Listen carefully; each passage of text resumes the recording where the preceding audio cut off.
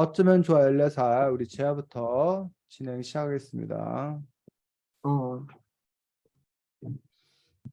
이 책은 일단 이 책의 주인공인 격이가 일기 형식으로 쓴 글인데 일반적으로 그냥 글글로 쓴 소설과 이렇게 일기 형식으로 쓴 소설에는 어떤 차이점이 있을지 일단 저는 날짜가 명확하게 드러나기 때문에 이제 날과 날의 구별이 확실한 게 좀 장점이라고 생각을 하는데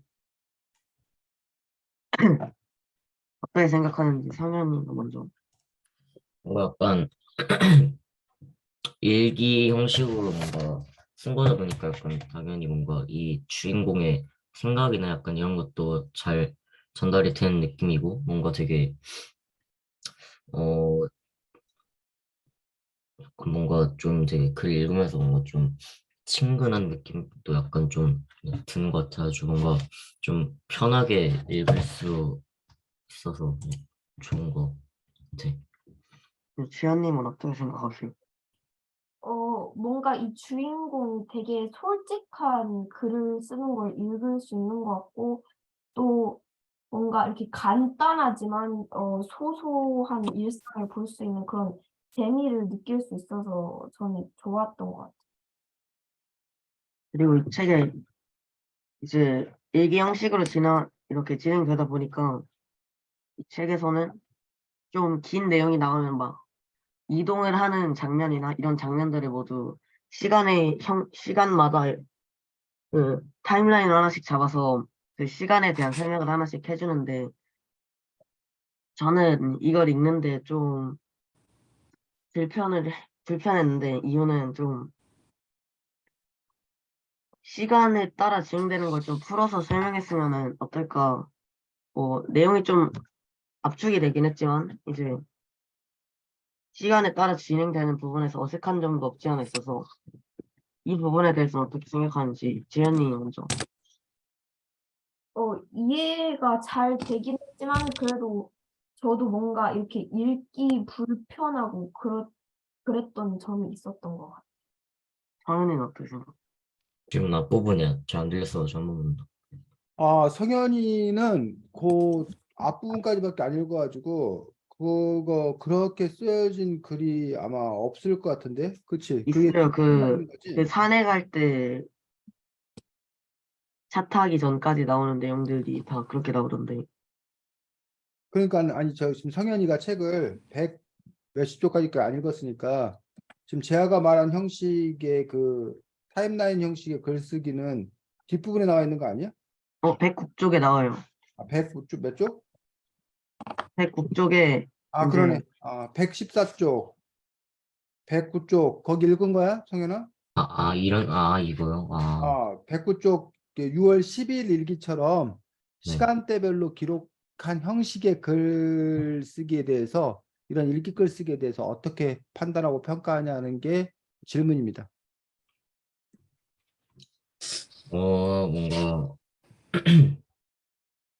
이런 식으로 뭔가 그 시간대별로 해놨으니까 뭔가 그 일이 일어나는 약간 그런 거에 뭔가 좀 현실감이라 해야 되나? 그런 것도 약간 좀 있는 것 같고 뭔가 되게 짧게 한 줄씩 이렇게 쭉쭉 써놔가지고 뭔가 읽기는 그래도 더 편한 것 같기도 하고. 네.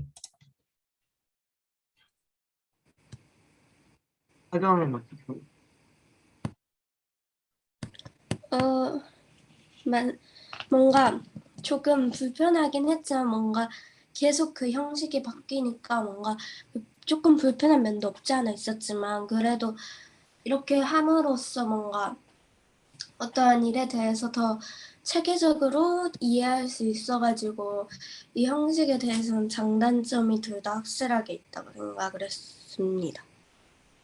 선생님 저 화장실 좀 갔다 올게요. 음, 이 책에서 뭔가 처음에 나왔던 동환이도 그렇고 스리랑카에서 온그 스스카 아저씨도 그렇고 뭐 둘 다 이제 약간 우리나라에서 일어나는 사람들의 차별이나 이런 내용을 중심적으로 담고 있는 얘기도 있는데 이 책에서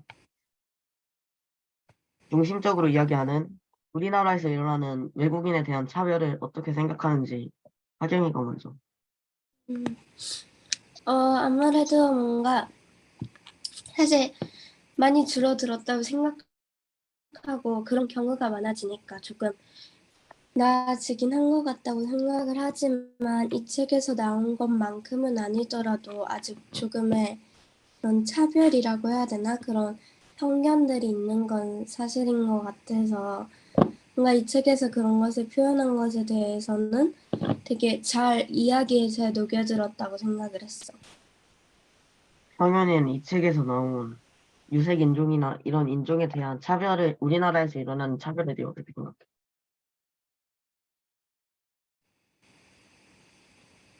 어, 우리나라에서 일어나는 약간 유색 인종에 대한 차별? 자, 이 책에서 보면 친구 동환이 몽골 출신 아, 동환이가 단장 선거에 나갔다가 이렇게 뭐 몽고 간장이니 몽고 반점이니 이런 식으로 비난 당하고 어쨌든 뭐 왕따 비슷한 왕따 뭐 차별 혐오 뭐 이런 사건에 휘말리게 되는데 그런 부분들에 대해서 어떻게 생각하는지에 대해서 묻는 질문이었습니다.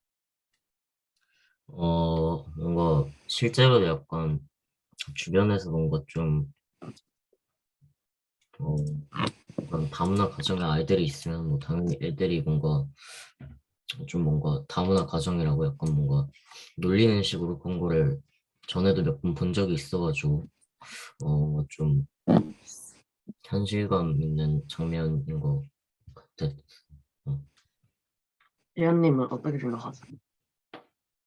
저는 한국이 일단 되게 다문화적인 그런 나라가 아니고 보통 한국어로 말하고 한국 사람들이 대부분이어서 오히려 더 약간 이런 것들에 대한 교육을 더 많이 실천을 하는 것이 중요하다고 생각합니다.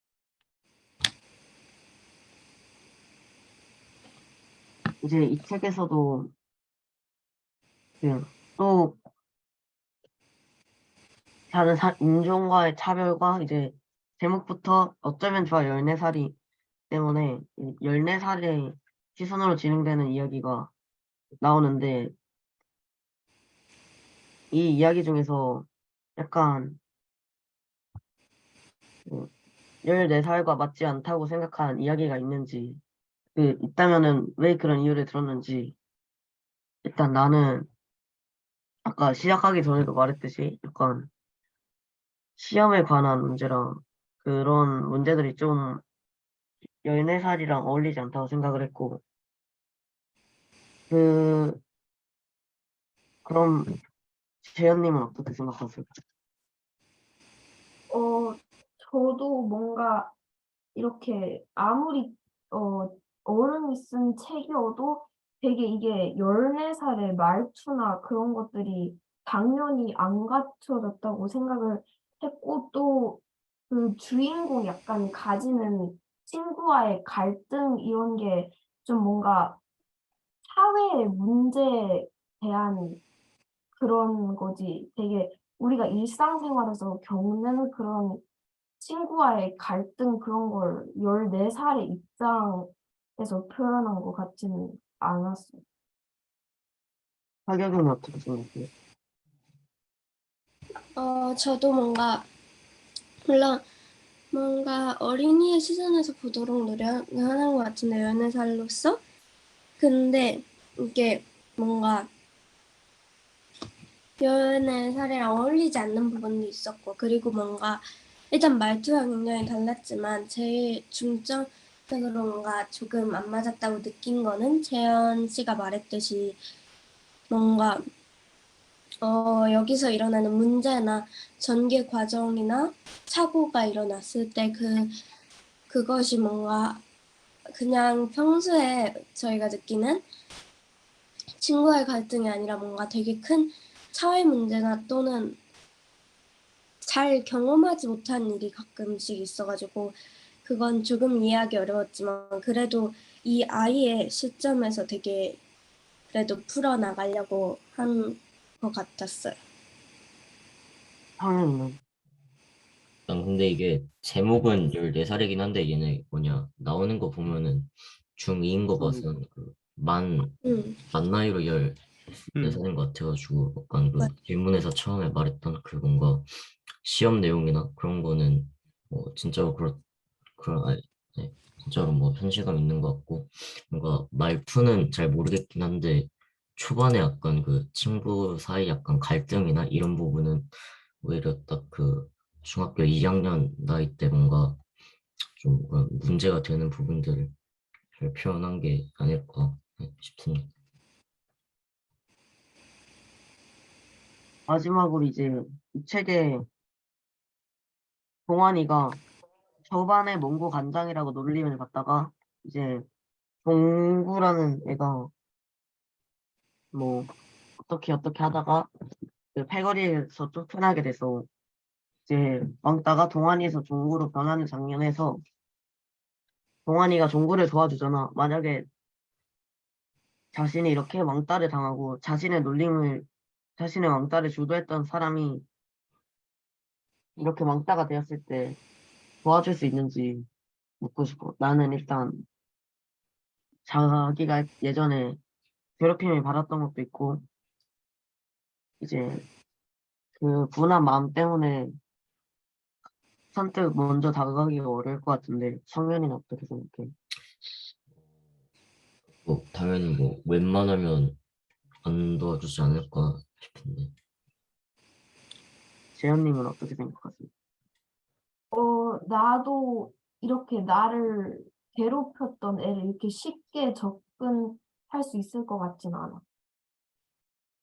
혜정이는 나도 쉽게 접근하고 싶진 않을 것 같아. 왜냐면은 너무 힘들었을 테고, 그리고 그냥 되돌림 받는다고 생각을 했을 것 같은데, 한편으로는 결국은 조금 도와주지 않았을까라는 생각이 드는 게, 오히려 내 마음이 그걸 보는 마음이 좀 불편했을 것 같아서 결국은 도와줬을 수도 있지만 처음에는 되도록 그냥 안 다가가려고 하고 모른 체 하려고 했을 것 같아.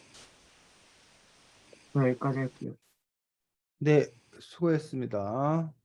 자, 지금 재하가 이 책에 대해서 우리가 다뤄야 될 중요한 지점들을 여러 개 이야기했기 때문에 그 점들 우선 짚고 넘어가도록 하겠습니다.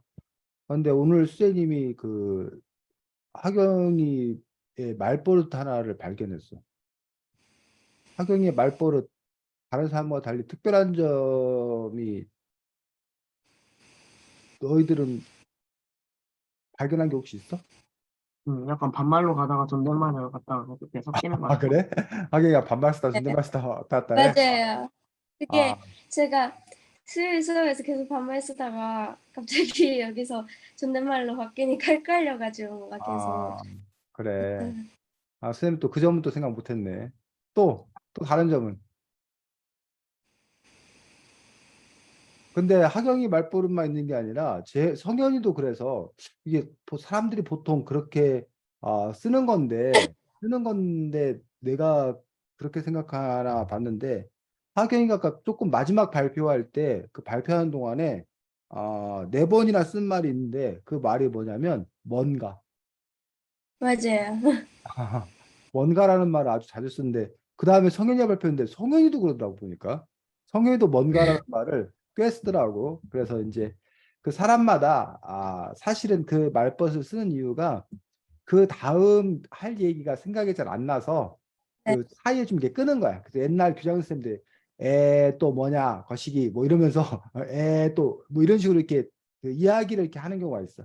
그게 이제 그 다음 언어를 생각하기 위해서 하는 건데 뭐 크게 문제되지 않습니다. 서로 의사소통을 하는데 크게 문제되지 않는데 혹시 이제 하경이나 성현이가 나중에 뭐 이렇게 아나운서가 된다거나 아니면 이제 말로 먹고 사는 사람들이 된다거나 이런 거 같은 경우에 이제 그 뭔가 뭐 이런 단어를 쓰는 것들이 이른바 거추장스러운 그런 그 덧댄다고 그러는데 그런 부분에서 좋지 않게 작용할 수 있기 때문에 근데 이게 이미 습관이 들었으면 고치기 쉽지 않은데 어쨌든 그나마 고치려고 마음먹으면 한 살이라도 젊었을 때 고쳐야 돼서 자기가 이미 알고 있는데 뭐 의식적으로 이렇게 안 쓰려고 노력하는데도 뭐 안 된다 그러면 그냥 마음 편하게 살고 혹시 몰랐는데 그럼 앞으로 내가 그런 부분에서 조금 주의를 해야겠다라고 의식해서 한번 고쳐지면 고쳐보고 뭐 생각난 김에 얘기를 했습니다. 선생님 같은 경우도 선생님도 알게 모르게 그런 말버릇이 있는 거야. 말버릇이 있고 그 말버릇이 사람들마다 갖는 특성이 있고 그것들이 어떤 경우는 알아서 의식해서 고칠 수 있는 경우도 있고 어떤 경우는 이미 이렇게 습관화 되어가지고 고치기 어려운 또 그런 경우도 있습니다. 자, 우리 재아가 제일 처음에 이야기했던 부분들이 바로 이 책의 형식적인 측면을 갖고 얘기했는데 바로 이 책은 일기글 형식으로 써져 있다는 점. 이게 이제 제 가장 커다란 특징이고 근데 이제 이게 일기글이 아니라 일기글 형식을 갖춘 형식의 소설이라는 점이에요. 그런 점에서 소설을 일기글로 쓸 생각을 했다. 그 아이디어가 일단 뛰어난 거야. 그리고 그냥 일기글을 막 뭐 하는 게 아니라 그 소설로 하기 위해서 치밀한 구성을 한 거야. 그 점에서 어쨌든 이 책이 평가받을 만한 부분이 있다라고 생각합니다. 그래서 다음 주에 여러분 글쓰기 과제가 뭐야? 뭘 것 같아? 일기 소설? 어? 일기글 형식 소설? 일글 형식의 소설까지 쓰기를 바라지는 않고 여러분한테 쌤이 그것까지 기대하지는 않고 여러분들이 일기글을 여러분들이 써오면 되는데 몇 편의 일기를 여러분이 쓸 거냐면 3편의 일기를 쓸 겁니다. 일기는 원래 매일매일 쓰기 때문에 쌤이 7편 써라고 해야 되는데 7편 써라고 하지 않고 3편만 쓰는데 근데 그 3편이 형식을 달리해서 그럼 왜 하필 3편이냐? 이 글의 일기글의 형식이 커다랗게 지금 3가지로 나와. 그 3가지 중에 한 가지를 재아가 또 이야기를 했었어. 무슨 형식? 시간을 잡고 그 순서대로. 하루 일과 그를 시간대별로 기록하는 이런 방식의 일기가 마치 일지를 쓴다라고 얘기하는데 우리 타임라인을 작성한다고 그러는데 그런 방법의 일기 쓰기도 있다라는 거지. 그래서 책 114쪽 뭐 그 전에도 있구나. 책 108쪽 보면 6월 10일 일요일 해가지고 도봉산 우이암이 올랐다 해가지고 7시 40분 기상부터 시작해서 뭐 7시 50분, 8시 10분, 8시 15분에서 아주 촘촘하게 그것들을 작성하고 있는 것들을 볼 수가 있습니다. 그래서 일기글 쓸 때 보통 이렇게 하기도 하고 보통 이제 여행 갔을 때 그 여행 그 일정을 기록하는 방식에서 이렇게 기록하는 그런 방식이 있는데 우리가 일기를 쓰는 여러 가지 이유가 있어. 일기를 쓰는 여러 가지가 있는데 재현이 마지막 일기가 언제 쓴 거야? 재현이의 마지막 일기는?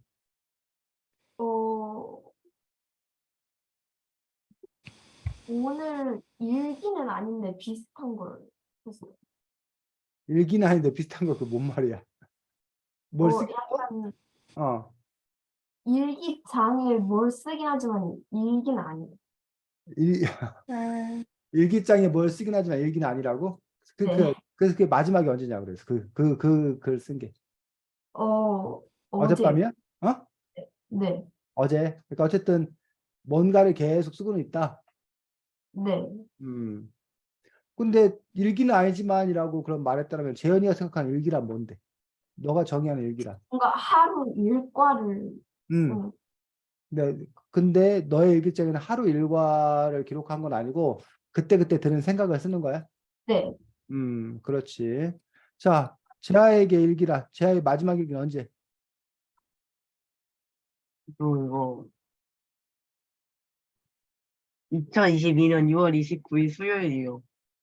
그걸 어떻게 알아? 2020년 일기장이요. 네 일기장을 지금 갖고 있는 거야. 그럼 작년 6월달까지 쓴 거라고? 네. 아니, 그럼 일기 안 쓴 지 그럼 10월 12일이 마지막이에요. 언제? 10월 26일. 10월 26일. 그게 왜 마지막이 된 이유가 뭐야? 학교에서 저희까지 쓰고 이제 안 써도 된다 해서 안 쓴 것 같은데. 그 일기 검사의 힘이야. 네. 그래. 하경이에게 일기. 마지막 일기란.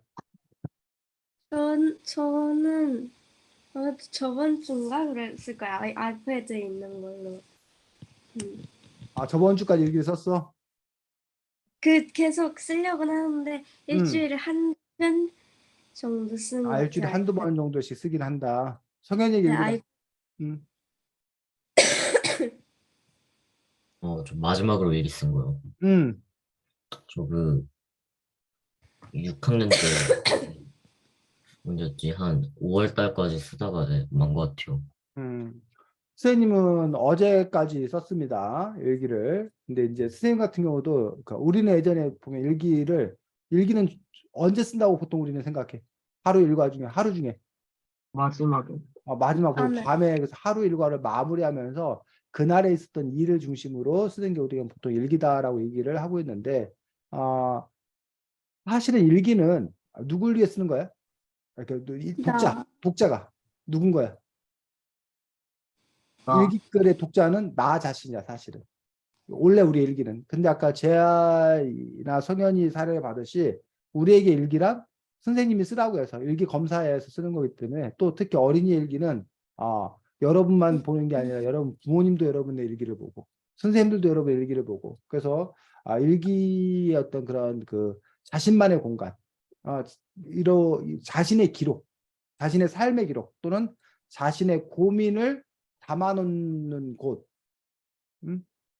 또는 뭐 자기 어떤 그런 그 분노, 뭐 걱정, 고민 이런 것들을 이렇게 털어놓는 우리 그 임금님 귀는 당나귀 귀다라는 그 이야기에서 그 대나무 숲에 가서 자기의 그 마음속에 있는 비밀을 털어놓음으로써 그 사람이 이제 그 병이 좀 이렇게 낫지. 그런 것처럼 사람은 누구나 갖고 있는 어떤 그런 억울함, 뭐 고통, 고난 이런 거 있었을 때 누군가에게 털어놓고 싶어 한다는 거예요. 근데 경우에 따라서는 털어놓을 사람이 없어. 차마 못 털어놔.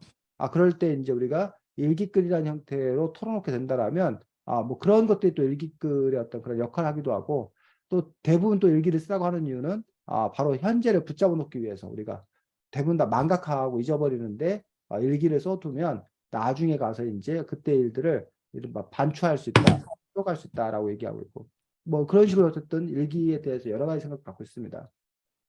근데 이제 우리 초등학교에서는 보통 일기글이 글짓기, 글쓰기 지도의 수단으로 삼는 경우가 많습니다.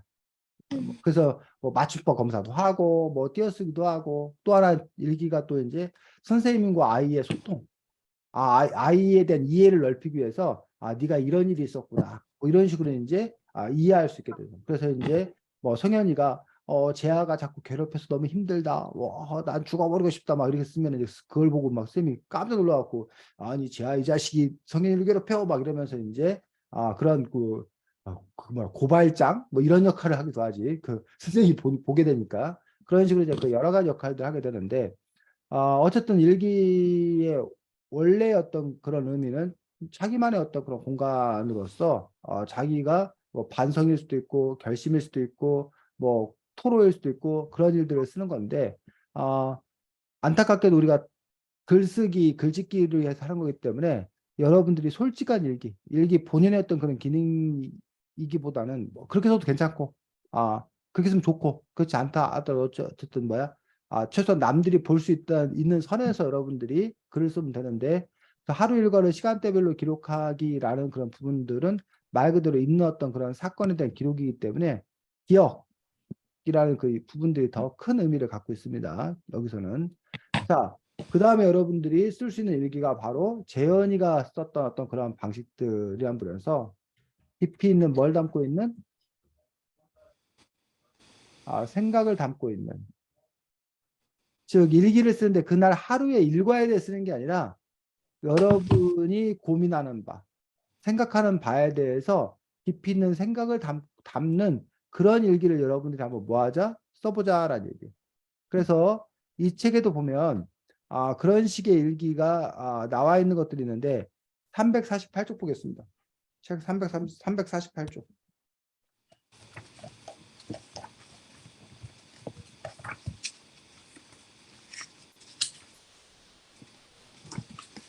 (2월 26일) 일요일 일기입니다. 우리 성현이가 한번 읽어주겠습니다. 한 분씩 돌아가면서 읽겠습니다. 성현이 한 간밤, 문단, 재현이, 재하, 하경이 순으로 한 문단씩 네. 2월 26일 일요일 간밤에. 간밤에 한숨도 자지 못하고 죽음에 대한 생각을 했다. 왜 모든 것에는 시작과 끝이 있는 걸까? 시작은 끝이라고 하고 끝은 또 다른 시작이라고 하던데 이 말은 도대체 무슨 뜻일까? 재현이 시시나 아저씨가 입양한 고양이 4마리는 바둑이가 아니었다면 그 추운 배수구 안에서 죽었을지 모른다. 그런데 무슨 인연 때문에 죽지 않고 살아서 시시나 아저씨의 공장에서 귀여움을 받으며 지내게 된 걸까? 재하 우리의 삶의 큰일이란 무엇일까? 또 작은 일이란 무엇일까? 큰일은 우리 반에서 1등을 하는 것이고 작은 일은 수학 시험에서 100점을 받는 것일까? 아니면 큰일은 부자가 되거나 명예로운 사람이 되는 것이고 작은 일은 마트에서 장볼 때 우유를 깜빡하고 사지 않는 것일까? 큰일과 작은 일에는 어떤 차이가 있는 것일까? 혹시 거기에는 아무 차이도 없는 것일까? 하경이 가끔 미친 듯이 반복되는 하루하루가 지겨울 때가 있다. 이런 지겨움이 계속되는 것이 죽음일까? 아니면 그것이 삶일까? 만약 그것이 삶이라면 나이가 들어 힘이 없어지고 몸은 점점 아프게 되는 것은 죽음일까? 거기까지. 자, 지금 요 2월 26일 일요일에는 이 아이가 하루에 있었던 그런 특별한 사건을 적기보다는 뭘 쓴 거야? 무슨 문제? 무슨 문제에 대한 어, 생각을 담고 있는 거야? 네. 죽음에 대한. 죽음에 대해서 이 아이가 문득 도대체 죽음이란 무엇일까? 산다는 건 뭘까? 이런 고민이 든 거야. 그 고민을 자기 나름의 어떤 그런 생각을 쭉 담아 쓴다면 요것도 하나의 뭐가 된다는 거야? 일기가 될 수 있다는 거야. 일기가 꼭 그날에 있었던 어떤 그런 특정한 사건을 가지고 쓰는 것들이 아니라 그렇다고 여러분 보고 지금 죽음에 관한 이야기를 쓰라는 게 아니라 그냥 여러분들이 뭐든 괜찮다라는 거지. 여러분이 요즘에 일상적으로 고민하고 있는 그런 내용들에 대해서 특정한 주제에 대해서 여러분들이 생각하는데 그 주제가 뭐 한 가지일 수도 있고 아니면 그 생각이 또 이렇게 뻗어나가 가지고 다른 여러 가지 그런 생각으로 번져나갈 수도 있는데 어쨌든 이렇게 주로 뭐가 담겨 있는 생각이 담겨 있는 일기글을 여러분이 한 편 쓰자는 겁니다. 이해했니? 네. 네. 자, 세 번째는 우리가 이른바 전통적인 일기 방식. 즉, 뭐 하루 일과 중 하루 일과를 바탕으로 그날 있었던 보통 이제 그날 있었던 일들 중에 중요한 사건 하나를 잡아서 그 에피소드를 붙잡아서 그거에 관한 것과 거기에 간단한 생각을 덧붙이는 것들. 그러니까 이거는 생각 중심이 아니 이거는 그 일과 중심. 그리고 간단한 자기 생각이에요.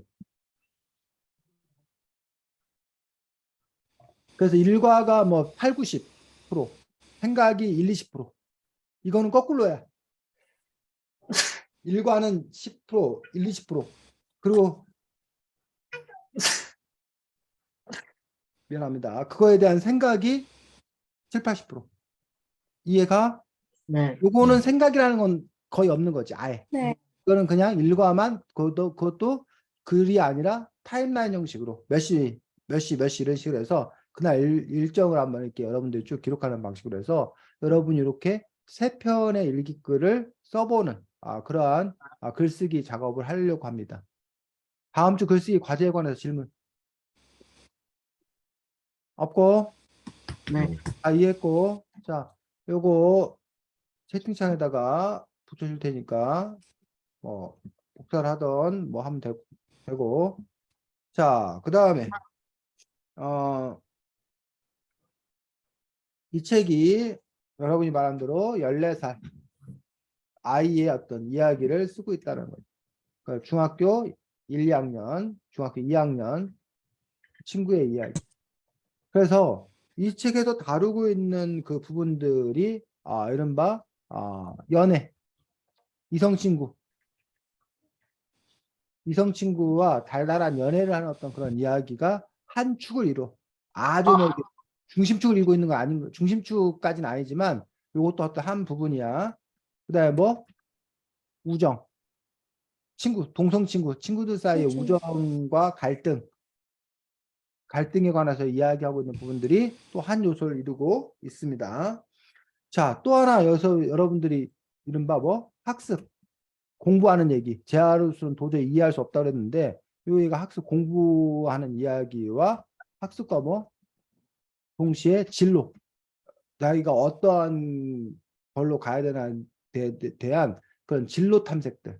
그 다음에 지하학과도 다루기도 했고 우정과 이렇게 뭐 관련되기도 하는데 이른바 외국인 노동자 문제, 뭐 그때 이웃 사는 그 시몬 아저씨인가 스리랑카 분, 그리고 이제 동안이라는 어떤 그런 몽골 친구, 뭐 이런 외국인 노동자라던가 아니면 그걸 뭐라 그래, 그 이주 아동, 가문 아동, 뭐 이런 부분에 대한 이야기들을 다루고 있는 부분들이 또 하나 이렇게 있는 것들을 볼 수가 있습니다. 그래서 이러한 것들이고 여기다 이제 플러스 그 아버지 이것도 진로와 관련된데 아버지의 뭐라고 해야 되나 자기 자리 찾기라고 해야 되나 아버지가 이제 중간에 회사를 그만두고 그 자기의 어떤 그런 삶의 자리를 찾아가는 어떤 그런 모습들. 그래서 어쨌든 이게 가족 문제 아니면 성 역할 문제, 자기 자아 발견 문제, 이런 문제들도 이 책 안에서 양념 비슷하게 이렇게 들어가 있는 이런 것들, 이러한 요소들을 잘 배합, 잘 섞어가지고 일기 형식의 글로 써놓고 있는 것들이 이 작품인 것들을 볼 수가 있습니다. 자, 그러면서 이제 이 책에서 다루고 있는 부분 중에 바로 그 친구와 이웃 아저씨를 통해서 우리가 외국인 노동자라던가 이러한 외국인 아이들, 뭐 이런 아이들을 어떻게 봐야 되는 건가 하는데 동환이 별명이 뭐야? 몽고 간장. 몽고 간장. 몽고 간장이에요, 몽고 간장. 간- 왜 몽고 간장인 거야? 그 엄마가 약간 그 몽골 쪽 분이라서. 자, 그 몽고 간장 이라는 부분들에서 실제로 그 우리나라에 유명한 몽고 간장이 있습니다. 혹시 알아? 간장 메이커 중에 이렇게 몽고 간장, 송표 골드 몽고 간장이라는 이러한 그 간장이 있습니다. 요 회사가. 그래서 뭐 지금도 이렇게 그 유명한지 모르겠는데 이렇게 간장을 이렇게 팔고 있는 그런 부분도 있어서 그래서 아마 이 아이가 몽고 아이기 때문에 몽고 간장이라는 그러한 별명을 붙이지 않았을까 생각합니다. 자, 그런데 여러분들 그 몽고하고 몽고라고 쌤 이거 예전에도 설명해 줬던 것 같은데 기억나? 몽고하고 몽고라고 차이 네. 뭐야? 몽고가 약간 몽골인들이 몽고 아닌가? 또 다른 사람 기억하는 사람? 어,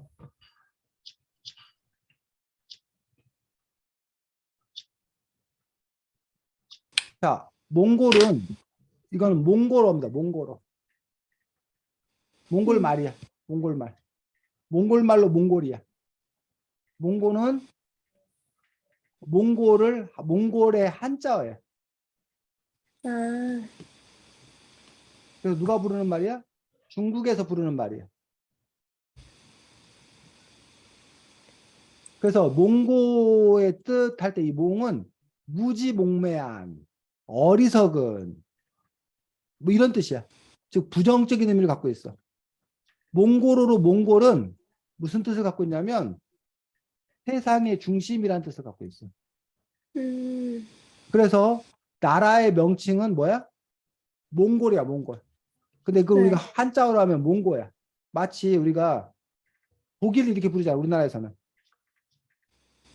근데 이 독일이 사실은 우리가 여러분 독일 사람한테 가서 너 독일 사람이야라고 말하면 독일 그럼 걔들이 알아들어? 아니요. 못 알아듣잖아. 걔들은 뭔 거야? German. 뭐라고? 저먼 이건 아니면 뭐 도이칠란드 뭐 이렇게 우리가 불렀던 거잖아. 그 도이칠란드를 한자로 이렇게 차음해서 독일이라고 이렇게 얘기했던 걸 볼 수 있고 뭐 프랑스 같은 경우도 한자로 혹시 뭐라고 쓰는지 알아? 프랑스는? 들어봤어? 아니요. 불란서. 프렌치. 불란서. 그래서 우리가 여러분 불어라고 그러죠. 프랑스어를 불어라고 하는 이유가 불란서 말이라고 해서 불어라고 그런 거예요. 프랑스를 불란서라고 그런다는 얘기야. 네덜란드는 화란이라고 불렀고 이런 식으로 이제 그 한자어로 이렇게 쓰는 어떤 그런 표현들인데 어떤 몽고와 몽골의 이런 차이가 이렇게 있는 걸 볼 수가 있고 몽골은 여기가 몽골이지. 여기가 몽골.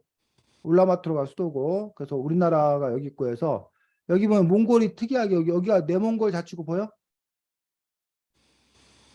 내몽골. 여기 지금 잘 안 보여? 여기가 내몽골이야.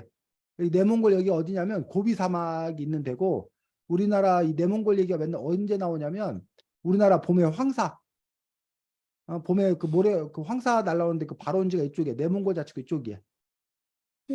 근데 이 내몽골은 지금 현재 나라로는 어디다? 중국이야, 중국. 이거 몽골만 말 그대로 몽골이. 그래서 과거에 이 몽골이 대제국, 그 몽골의 가장 유명한 인물이 누구야? 칭기스칸. 징기스칸 때에 이 몽골 대제국이 그 전에 요거 보고 할까? 몽골 사람하고 우리나라 사람하고 공통적으로 태어났을 때 이 엉덩이가 푸르죽죽해. 이렇게. 이게 이제 뭐야 우리가 몽고반점이라고 얘기하는 그런 부분들입니다. 몽고반점이 중국집 이름이 아니라 우리 엉덩이 뒤에 이렇게 푸르죽죽하게 이렇게 나 있는 건데 여러분들 다 아마 어렸을 때 엉덩이 근처에 이렇게 푸르죽하게 있다가 지금은 아마 거의 이렇게 사라졌을 거야. 나이가 크면서 이게 없어지는데 이게 우리 한국 사람하고 몽골 사람하고의 공통적인 어떤 그런 특징이라고 보통 이야기를 합니다. 그래서 한국 사람과 몽골 사람이 그 뭐야 DNA상 그런 부분에서 상당히 가깝지 않냐라고 이제 우리가 보통 얘기를 하는데 어쨌든 과거의 그 몽골 제국의 영토가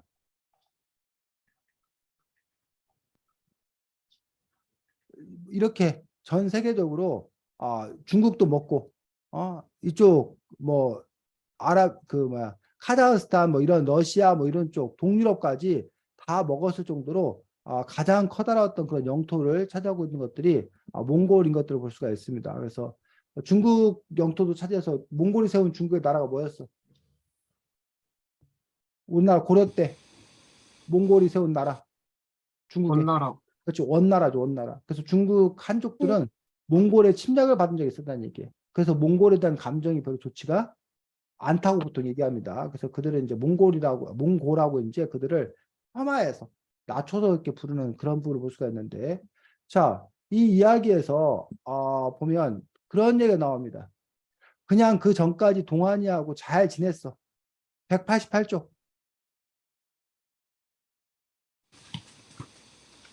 48쪽이요. 188쪽.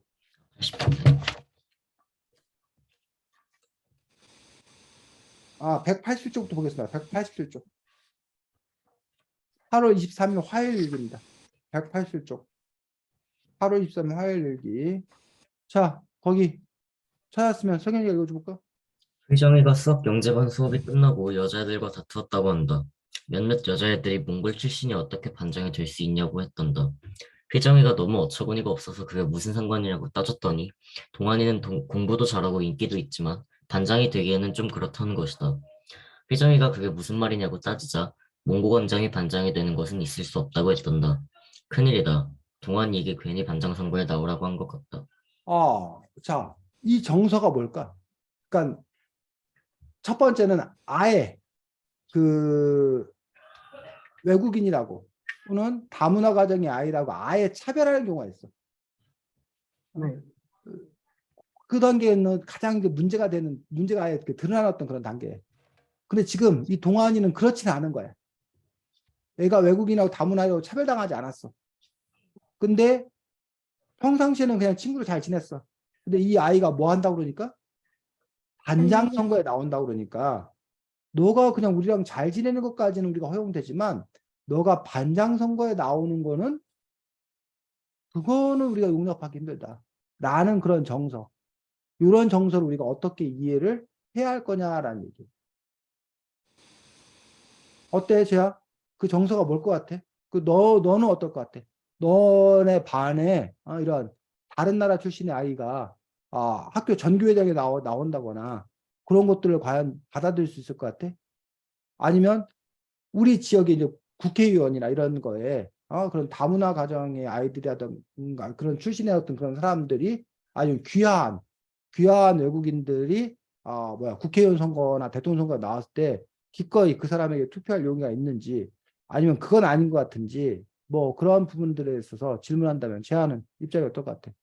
일단은 제가 저번에 그 베이징 올림픽에서 봤는데 뭔가 루지 같은 썰매 종목이었는데 이제 한국으로 귀화한 외국인 선수가 나오더라고요. 그렇지. 그래서 이제 한국도 약간 다문화식으로 좀 바뀌어가는 것 같은데 음, 뭔가 나라적으로 노력은 그렇게 하는 것 같은데 음, 이제 국민들의 의식이 좀 음, 아직 다문화 쪽으로 맞춰지지 않고 음, 한국인 중심으로 돌아가는 것 같아서 일단 저는 그렇게 나오는 건 괜찮다고 생각을 하는데 음. 오히려 문제가 되는 거는 그 사람을 조롱하고 비하하는 우리 국민들의 약간 그런 생각이 좀 문제라고 생각해요. 그러니까 제안 너는 받아들일 수 있다. 기꺼이. 네, 그런데 우리 그 일반 국민, 너는 받아들일 수 있으나 일반 국민의 정서는 그렇지 않은 것 같다. 라고 생각하는 거 제안은 하경이는 어때? 저도 뭔가 크게 막 불편함을 느끼진 않을 것 같아요. 왜냐하면은 사실 현재 국적이 대한민국이고 그리고 본인이 이 일에 대해서 할 수 있다고 생각하고 그냥 똑같은 후보로서 나온 건데 크게 그 사람의 출신이나 아니면 그 사람이 물론 의견이 달라서 안 뽑을 수는 있겠지만 그 사람의 출신이나 그런 다문화적인 특징으로 인해서 뭔가 달라지진 않는다고 생각을 해요. 성현이는?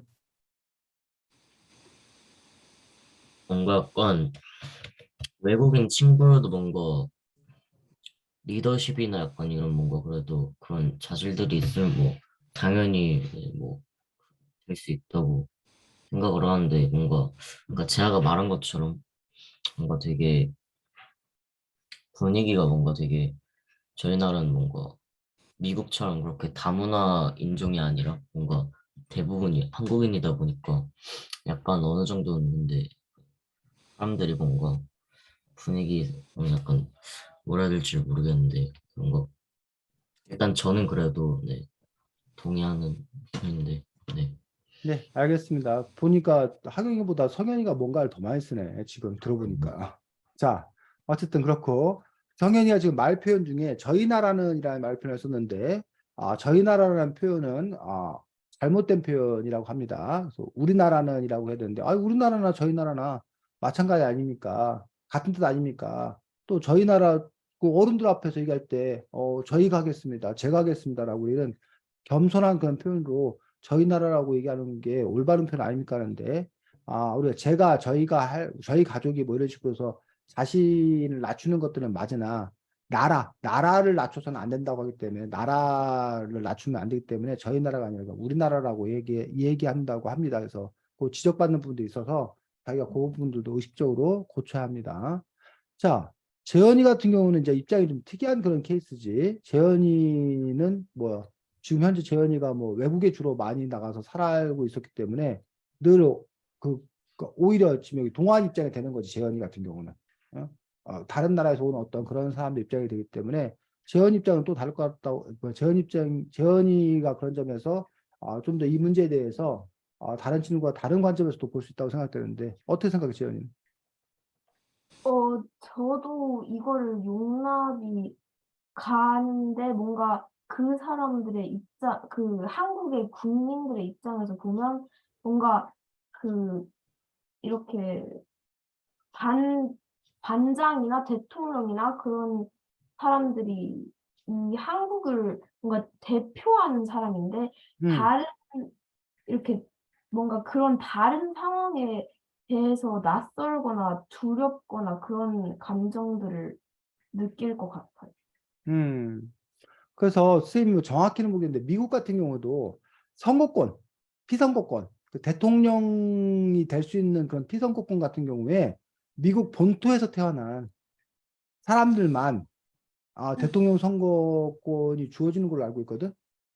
그게 정확히 모르겠는데 어쨌든 다른 나라에서 태어난 미국 시민권자는 미국 대통령에 나설 수 없다. 그러니까 그리고 이제 나중에 그러니까 예를 들면 뭐 우리나라 사람인데 귀화해서 미국 시민권자가 되었어.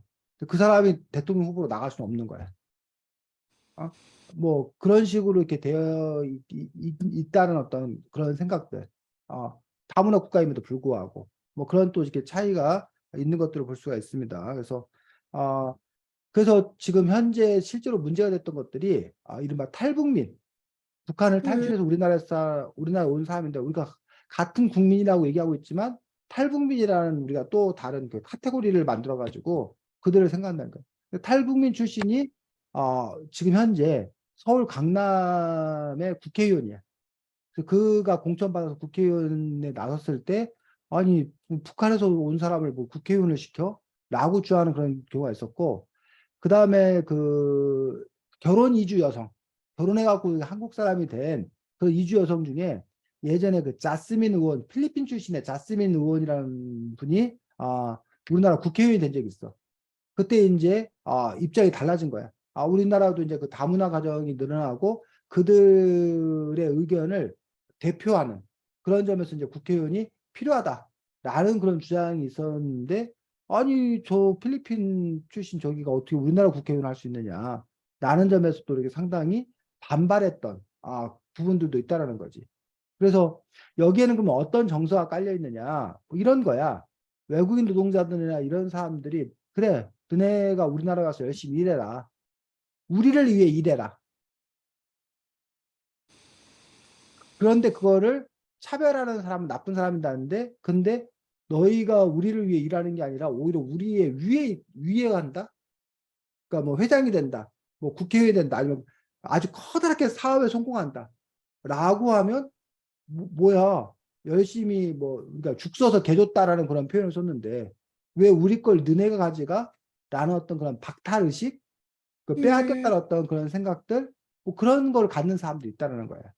그래서 그런 것들이 그 사람으로서 드는 자연스러운 당연한 그런 생각인 것인지 아니면 잘못된 어떤 그런 생각인지 그 부분에 대해서 그래서 결국은 우리가 국가란 무엇인가 우리란 무엇인가 라는 부분에 대해서 생각의 여지가 필요한 부분들입니다. 그래서 이러한 그 다문화 사회에 대한 인식들이 어떻게 되는 건가.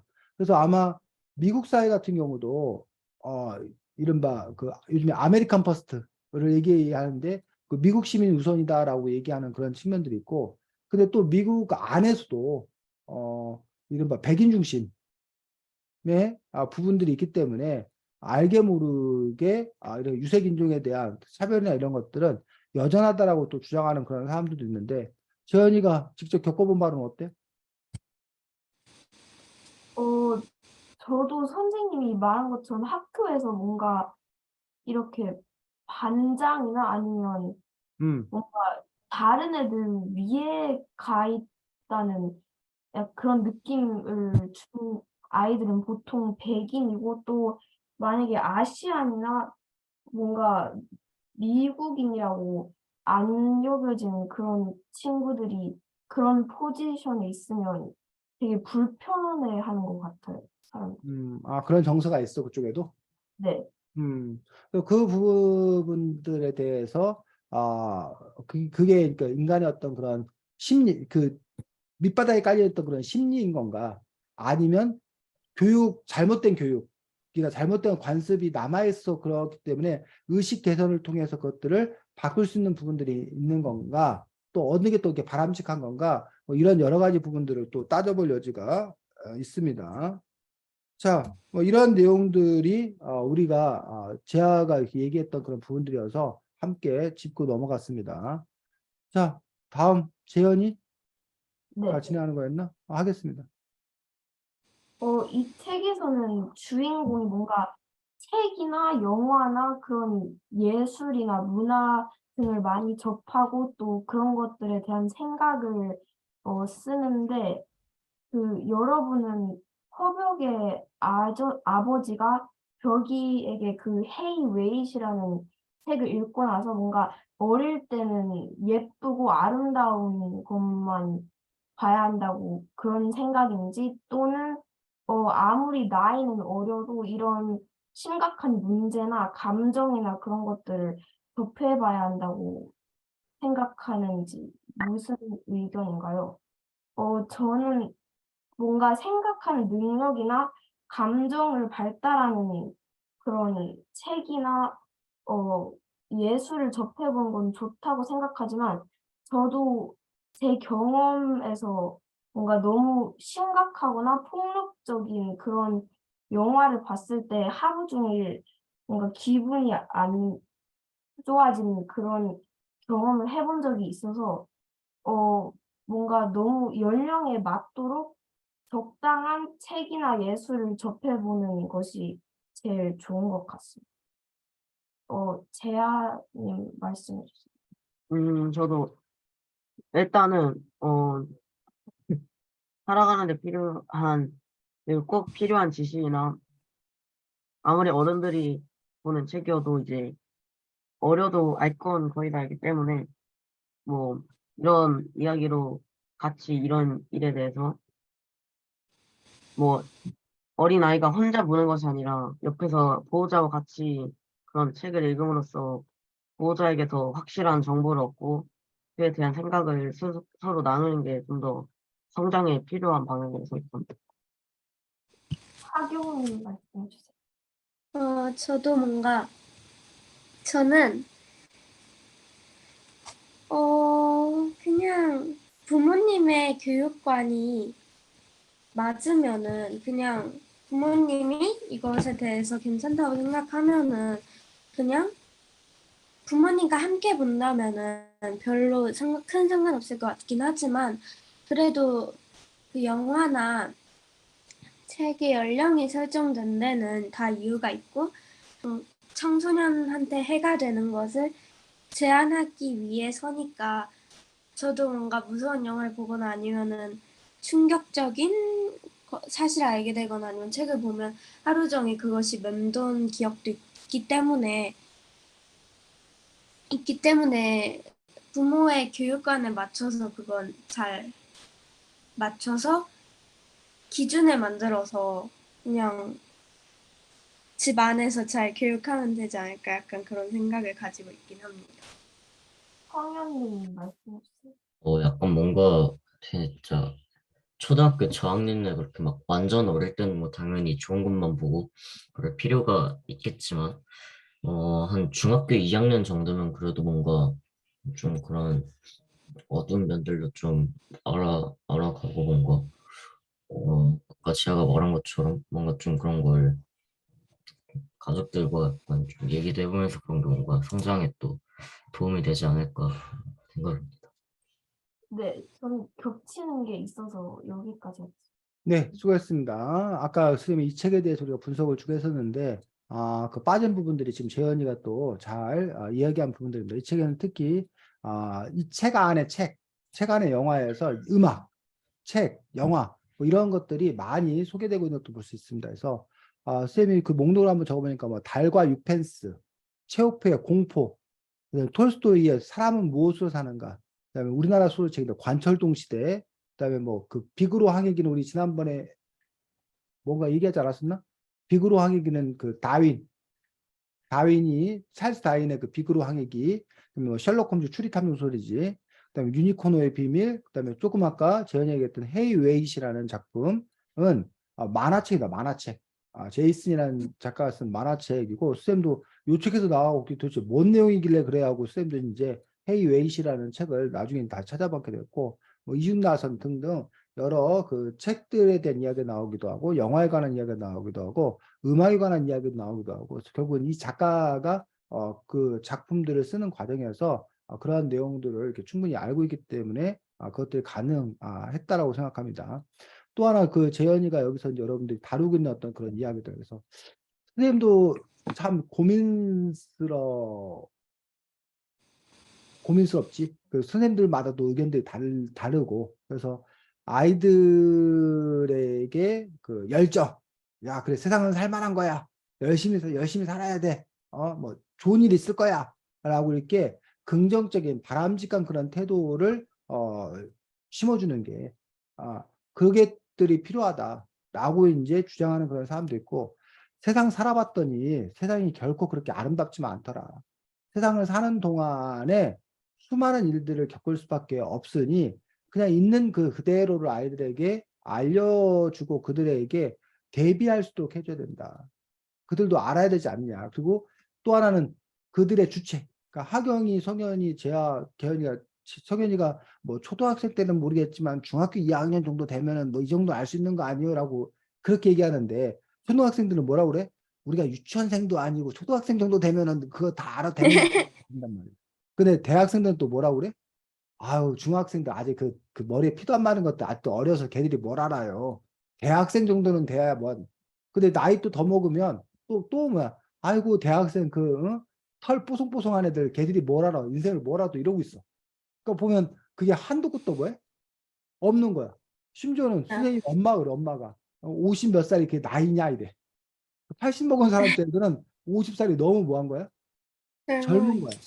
그래가지고 무슨 얘기를 하냐면 뭐 이런 얘기도 있어.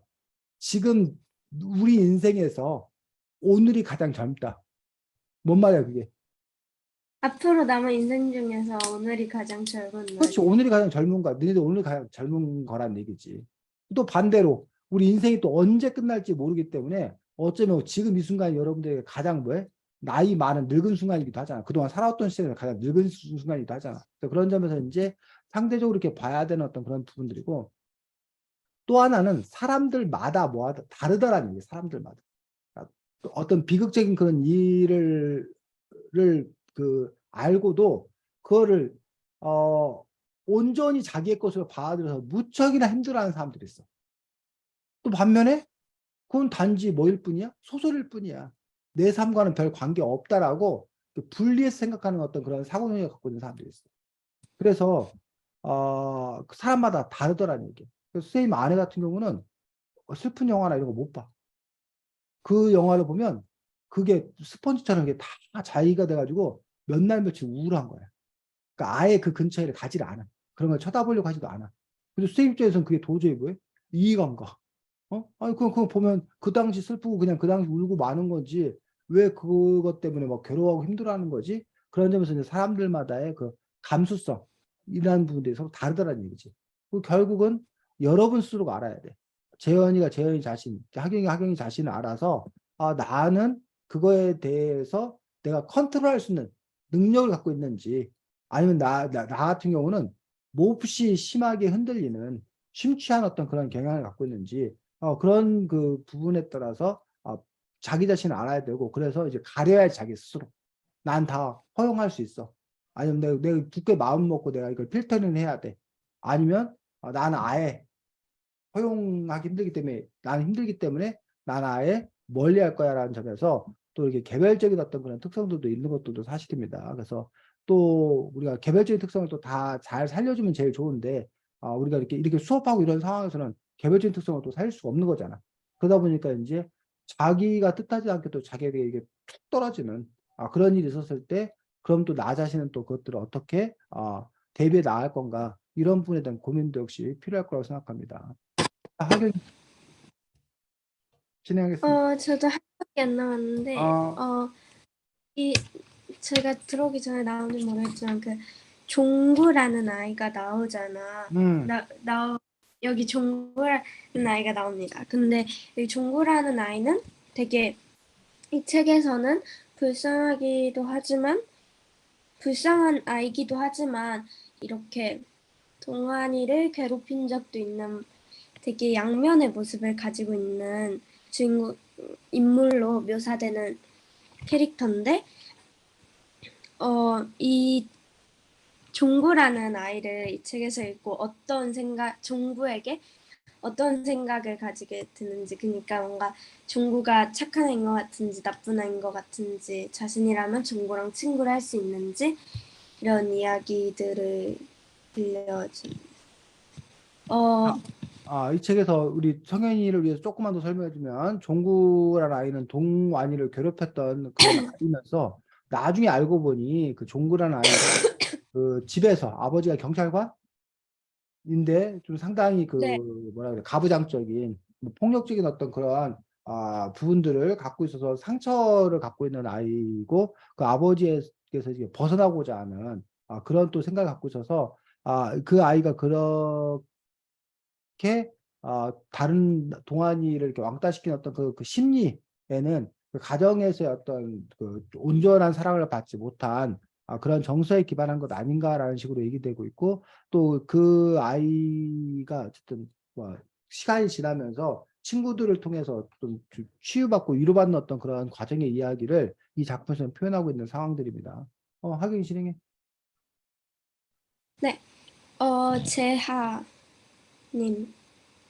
저는 아까 제 질문에서 말했듯이 이 종구는 이제 처음에 놀려던 게 있지만 이제 좀 착한 애가 됐지만 뭐 저였으면 그 친구가 될 수 없다고 생각합니다.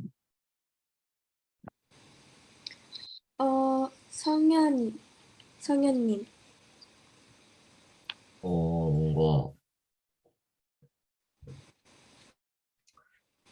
개인 사정이 있는 건 뭐 안타깝긴 해도 제가 그 누구야 제가 그 몽골에서 동환이. 아, 이름이 잘 기억이 안 나는데 걔 입장이었으면 뭔가 그래도 좀 친구가 되기는 좀 어렵지 않았을까. 재현님. 친구를 이렇게 괴롭히는 건 확실히 뭔가 나쁜 일이지만 그래도 이 종구가 경찰관인 그 아버지가 집에서 굉장히 뭔가 폭력적인 그런 가정을 생활하고 있는 걸 읽고 나니까 뭔가 이미지가 되게 달라 보였던 것 같아요. 저도 재현님처럼 되게 미있고 되게 나쁜 캐릭터라고 생각을 했는데 이런 배경이 있다는 걸 아니까 이렇게 되지 않기가 더 어렵지 않았을까? 이렇게 된 것은 어쩌면 당연한 일이 아닐까라는 생각이 들고 그리고 불쌍하고 조금 더 나은 환경에서 컸다면 그런 짓은 벌이지 않았을 수도 있겠다라는 생각이 들어서 되게 저에게 많은 생각을 들게 했던 캐릭터인 것 같고 저는 처음엔 되게 다가가기 힘들고 그냥 피했을 것 같지만 종구를 나중에는 그래도 조금 도와주려고 했을 것 같다는 생각이 들었습니다. 저는 다 그 친구들이랑 겹쳐서 여기까지. 네, 수고했습니다. 그래서 나중에 이제 우리 재현이 같은 경우가 재현이를 형성하는 데 있어서 이렇게 몇 년마다 한 번씩 그 다른 나라로 가서 살게 된 어떤 그런 부분들이 재현이에게 긍정적으로 작용을 할 것인지 아니면 오히려 재현이가 그런 부분들로 인한 어떤 그런 스트레스가 특정한 그 양태로 드러날지 그건 사실은 알지 못한다는 거지. 근데 이제 그 부분에서 우리가 그렇다고 그런 환경에 의해서 사람이 결정된다고 말하기 힘든 것들이 그러면 재현이하고 동생하고 똑같은 그런 양상이 나타나는데 그렇지 않다라는 거야. 그러니까 선생님 집안에 우리 오형제야. 그 부모라는 어떤 그런 조건이 똑같잖아. 그러면 그 오형제가 똑같은 그런 양상이 들어야 되는데 그렇지 않다는 거야. 그 다섯 명이 그 상황을 헤쳐가고 그 상황에서 역동적으로 해나가는 부분은 또 다르다는 얘기야. 그래서 요소가 이렇게 여러 가지 복합적 요소가 있는 거야. 일단 그 사람 개개인이 타고난 형제라 할지라도 타고난 DNA가 다른 측면도 있고 또 주어진 환경이라는 어떤 그런 측면도 있고 거기에 개인의 어떤 그런 의지라는 어떤 그런 측면도 있고 또 그 외에 또 다른 변수 뭐 친구가 되었던 외부 뭐 선생님이 되었던 간에 이런 여러 가지 복잡한 요인들이 합해져서 그 하나의 어떤 그런 결과를 만들어낸다는 거지. 근데 이제 우리가 가끔 이제 범죄자라는 부분에서 궁금한 거야. 어떻게 저 사람이 저런 그런 범죄를 저지르게 되었는 건가? 그 사람 자체가 악마라서 그런 건가? 아니면 그 사람이 악마가 아니라 뭔가 다른 그 탓을 하고 싶은 게 필요한 거야. 그래서 그걸로 원인을 돌려야 그나마 마음이 좀 이렇게 편하다고 해야 되나? 그래서 대부분 요즘 가장 크게 욕먹는 거 요즘에는 게임. 폭력적인 게임 때문에 그 게임의 영향으로 했다. 옛날에는 만화 탓을 했고, 영화 탓을 했고, 뭐 그런데 과연 그렇다면 그 얘기는 뒤집어 놓으면 그 영화를 본 사람은 그 게임을 한 사람들은 다 그런 잘못을 저질러야 되잖아. 근데 그건 또 분명히 아닌 거잖아. 네. 그런데 그렇다고 해서 그러면 그 한 개인의 어떤 그런 문제로 돌릴 건가라는 부분에서 그 요소는 사실은 다양할 수밖에 없다는 거죠. 그래서 한국에 최근에 아주 상당히 그 엽기적인 일들이 또 있어서 충격적인 것들이 뭐 20대 여성이 뭐 또래 여성을 그냥 죽이고 싶어 왔대. 그래서 살인했다는 거야. 그래갖고 도저히 우리가 상식으로는 그 이해할 수 없는 어떤 그런 일들이 벌어진 거야. 그러면서 이제 그 사람들이 도대체 왜 저런 일이 벌어지는 건가? 그가 왜 그런 건가? 뭐 알고 봤더니 그가 이제 뭐야? 20살 넘었는데 그냥 그 방구석에만 계속 처박혀 있었다라는 거야. 그리고 그런데 이제 그런 젊은이들이 우리 사회에 지금 상당히 많아. 우리나라만 그런 게 아니고 일본도 그렇고 뭐 다른 나라도 그런 경우가 많은데 그러면 그들도 그럼 앞으로 다 그렇게 할 건가? 그렇지는 않을 거거든. 하지만 그 문제의 어떤 그 원인들을 찾고 그 원인들을 해결한다는 어떤 뭐 좋은 의도이긴 하지만 그것들 자꾸 이렇게 규정 짓고 설명하려고 하는 어떤 그런 부분들이 저 사람이 원래부터 나빠서 그런 건 아니다. 뭔가가 있기 때문에 저런 거 아닌가라고 사람들은 그 원인과 결과를 이렇게 딱 그 맞춰보기를 원하는 그런 습성이 있기 때문에 그러다 보니까 일단은 뭐라도 갖다 이렇게 핑계를 대려고 하는 설명하려고 하는 그런데 또 살다 보면 사실은 이성적으로는 설명 안 되는, 말로는 설명 안 되는 온갖 가지 일들이 벌어지는 것도 또 우리의 삶이 아닌가 싶습니다. 자, 다시 한번 정리를 하면 다음 주엔 여러분들이 뭐 일기글 네. 쓰기여서 패턴이라고 얘기했습니다. 하나는 여러분들이 보통 평상시에 쓰던 그냥 하루 중에 어떤 특별한 일 하나를 붙잡아 가지고 그 일을 중심으로 해서 여러분들이 기록하는 그래서 일화 에피소드 7, 80 생각 간단한 코멘트 논평 1, 20% 해가지고 여러분들이 보통 일기를 한 편.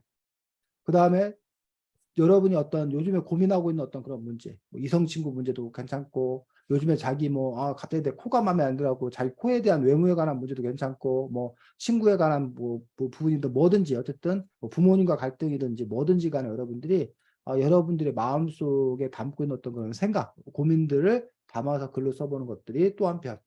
그다음에 또 한편은 그냥 시간대별로 선생님 같은 경우 오늘 뭐 4시 30분 알람이 울려 아니 5시 아니다 5시 13분 알람이 울리게끔 뭐 5시 20분 뭐 어디로 가서 누굴 만나 뭐 6시부터 9시까지 개국사 한 바퀴 돌고 뭐 9시 반 뭐 별 베이커리에 도착해서 뭐 빵과 음료를 마시고 10시 10분 뭐 도착해서 뭐 샤워를 하고 10시 30분 10시 40분 수업 시작 뭐 어쩌고 이제 그렇게 그 하루의 어떤 그런 부분들을 타임테이블로 이렇게 기록하는 그런 방식이 있어서 그런 방식 일기 쓰기에서 여러분들이 세 편의 일기를 써보는 그런 작업을 하도록 하겠습니다. 자, 어쨌든 지금 여러분들이 뭐 14살, 13살 뭐 이런 그런 나이 15살 뭐 이런 나이 또래들의 어떤 그런 삶을 살고 있는데 이 책의 주인공과 다른 또 여러분의 어떤 그런 삶이 있을 거고 여러분의 삶 역시 사실은 이 동화 속 주인공처럼 그런 소설가 같은 어떤 그런 삶을 살고 있다고 생각합니다. 다만 다른 점은